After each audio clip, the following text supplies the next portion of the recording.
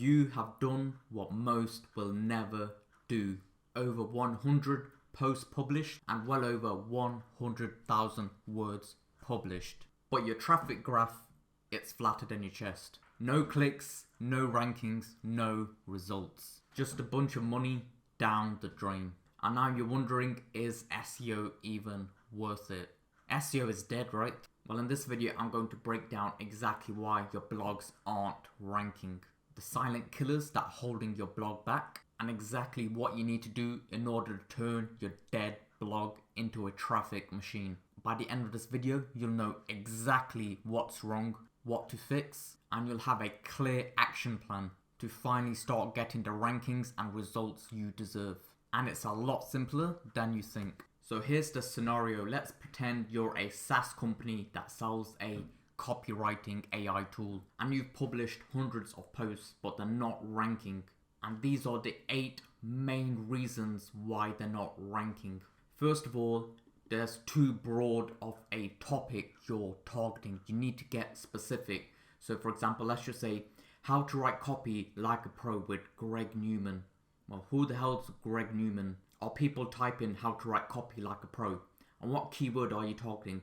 How to write copy?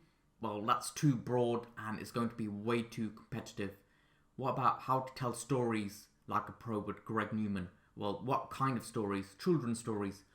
Stories that will sell your product. What kind of stories are we going with here? You need to get specific with what you're going for. This is a mistake I see all the time when I'm auditing different businesses. Number 2, it's a one and done keyword. So for example, you're targeting what's a good click-through rate for email campaigns. Well, guess what? People probably aren't even going to click on the results, because when it comes to question keywords, guess what? Google's already answered them right here on the AI overview. So guess what? People are going to say, oh, it falls between 2 and 5%. Cool, I'm done. Or maybe they'll just see a couple of percentages, the table right here, and click straight off. So you need a topic that's going to be more in depth. Next up, it's too competitive. This is similar to being too broad. So let's go with how to write copy, right? So we've got number 1, copy blogger. So it's literally got the keyword in the domain. And then if we look at the domain rating, it's a domain rating of 85. As you can see right here, it's your tiny little website really going to outrank this one. Let's take a look at the next result, which is from Reddit. Okay, we've got Zapier. Are you going to outrank Zapier? A domain rating of 91. You're not ranking for this keyword. And this goes back to number 1, be specific. And the 4th reason, your content sucks. It does the bare minimum. So if we take a look here, how to write copy that doesn't want to be written, and it's very bare, very basic, very linear. But keep this in mind. More word count does not mean better. Just because you've got more words on your page, you've got a certain amount of words, does not mean your page is more valuable. People aren't reading your blog posts from top to bottom. They're jumping around and they're skimming. But you want to provide valuable insights in your posts. And Google can actually recognize this to a degree, which I'll talk about in just a moment. Next up is the formatting. This one kills me because I see it constantly. First of all, the lack of images. Now, I've tested this a bunch of times. If you don't have any images on your page, you're really going to struggle to rank. There's not enough multimedia to drive your point home. Well, if you're making a point about using positive words over negative words, have a higher response rate, well, guess what? Show some data, show a graph somewhere. There's no table of contents. And the table of contents, you've probably seen it a million times. It basically looks like this, where you can click on something and it'll basically take you to that part of the page. And again, people aren't reading from top to bottom. They're going all around. There's no summary/conclusion. And what I've seen from heat map tools, what people will do a lot of the time is when they click on your page, they'll scroll straight to the bottom and look at the conclusion section. And there's no author bio, it's just a nameless blog. And if you're looking to increase your online sales and drive consistent Google traffic, then you need to check out this page. Check out this 2-minute video. You can check out my client results here.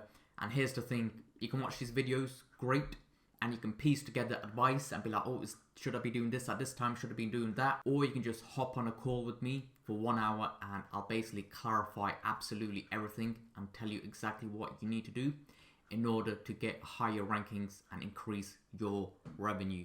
Next is keyword cannibalization. So let's just say you've got page A and then you've got page B.